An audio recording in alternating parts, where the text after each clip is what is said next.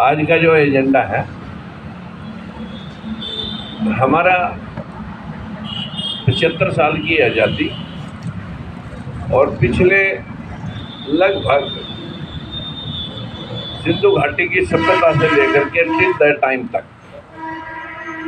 हम इस भारत के मूल निवासी होने के पश्चात हमारा हाल क्या है, आज इसी पे कोई चर्चा रखेंगे।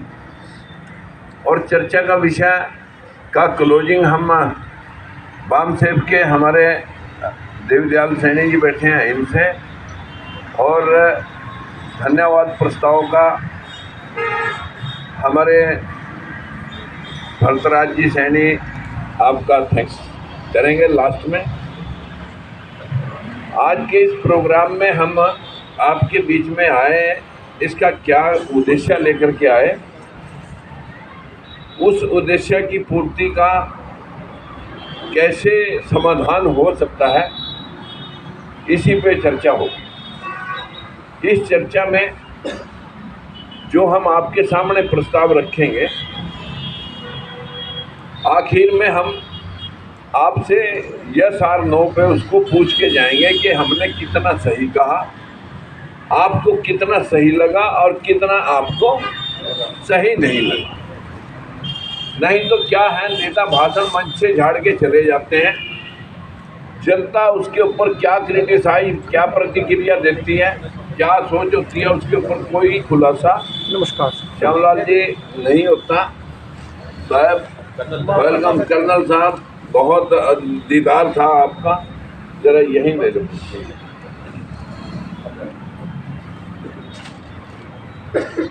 मित्रों, मुझे 26 साल लग गए। मुझे 26 साल में 4 पार्टियों को, जो हरियाणा प्रांत में और इस देश में, बड़ा शोर है यहाँ इस प्रदेश में और इस देश में, जो शासन करके गई हैं और यह कर रही हैं, उन चारों पार्टियों को मैंने बहुत नज़दीक से देख लिया। मैं आपको आंखों देखा और बढ़ता हुआ वही अनुभव मैं आपके साथ शेयर करूँगा। भाषण आपने बतेरे सुन लिए 75 साल में, और भाषणों की जरूरत आपको, मुझे लगता नहीं, और आपको भाषणों की जरूरत नहीं। अब हम अगर बहुत नज़दीक में इस बात को समझना चाहते हैं तो सबसे पहला यही है कि हम 52% बैकवर्ड, जो 1931 में सेंसस हुआ था, और 23% शेड्यूल कास्ट और 10% मुस्लिम। आखिर क्या कारण है कि 85% लोग देश के अंदर हम कहाँ खड़े हैं? एक छोटी सी वीडियो में आपको 5 मिनट की वीडियो वो जरूर सुनाना चाहिए। अरे कहाँ घूम रहा, वो वीडियो निकाल के ला। ये वीडियो RTI है, ये वीडियो किसी की ऐसे नहीं है कि वैसे ही बोल दी। जिसने 10% बड़े लोगों की, यानी स्वर्ण जातियों की रिजर्वेशन का मामला था, तो 5 मिनट में पास हो गया। लेकिन तुम्हारा आरक्षण अभी तक पास क्यों नहीं होता? 52 का 52 संविधान में लिख रखा है, 27 दिया, 27 में हम कहाँ खड़े हैं, ये वीडियो आपको बता देगी। और हकीकत में इसका समाधान हम कैसे करें? अगर मुट्ठी भर लोग भी रहेंगे, मुट्ठी भर लोग भी समाधान ढूंढ सकते हैं। ये RTI एक बार सुन करके अपने जहन में इसका जवाब टटोलना कि हमें क्या करना। वो खेल गजब है, और इतना गजब कि दलित, पिछड़े और आदिवासियों की समझ में नहीं आ रहा कि वो पिछड़ते क्यों चले गए। अब जबकि सवर्णों के लिए 10% आरक्षण तय हुआ है, तो दलितों, पिछड़ों की असल भागीदारी को देखना बहुत जरूरी है। देखिए और सोचिए कि आरक्षण किसे मिला और फायदे भी। अरे पहले से ये चल रही है आवाज।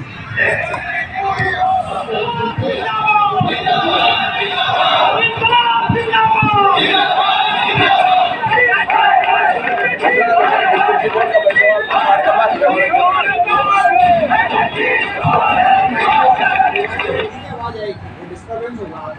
नहीं वो ऐसी क्या कह रहे हो?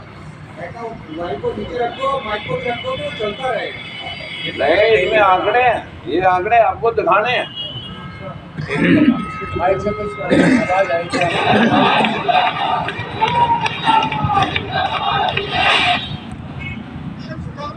हुआ है आरक्षण पर। सवर्णों को 10% आरक्षण के लिए संविधान बदलने के साथ ही योग्यता के सारे सवाल खारिज हो चुके हैं।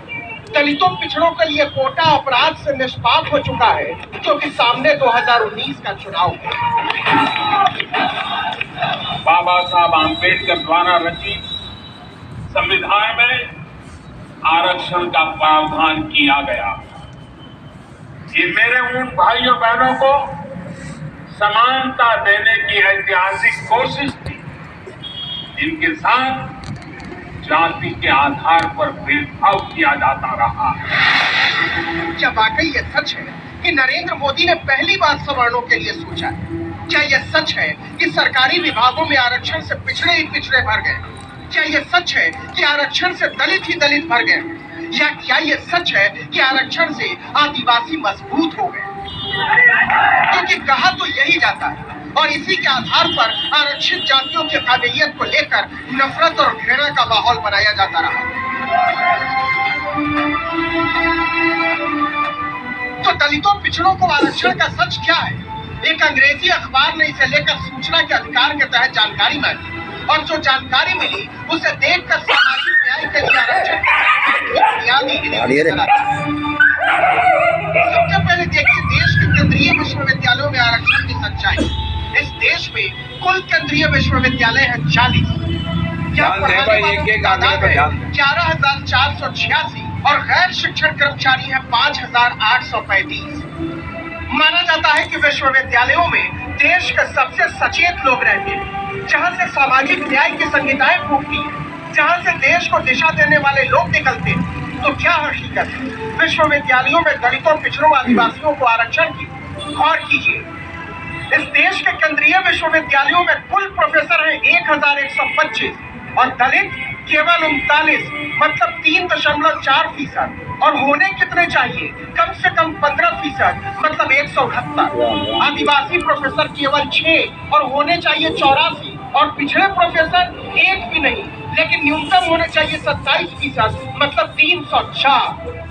अब देखिए सवर्ण प्रोफेसरों की तादाद 1071, कितना? 95.2%, और अधिकतम होने कितने चाहिए? सिर्फ 50%, मतलब अधिकतम 562। क्या इस बात पर आप यकीन करेंगे कि 1 अप्रैल 2018 तक भारत के किसी भी केंद्रीय विश्वविद्यालय के किसी भी विभाग में 28 साल के आरक्षण के बाद भी पिछड़ी जाति का एक भी प्रोफेसर नहीं था? लेकिन यही सच है। और प्रोफेसर ही क्यों, एसोसिएट प्रोफेसर देखिए, कुल एसोसिएट प्रोफेसर है 2,620, दलित प्रोफेसर 130, मतलब 4.96%। न्यूनतम होने चाहिए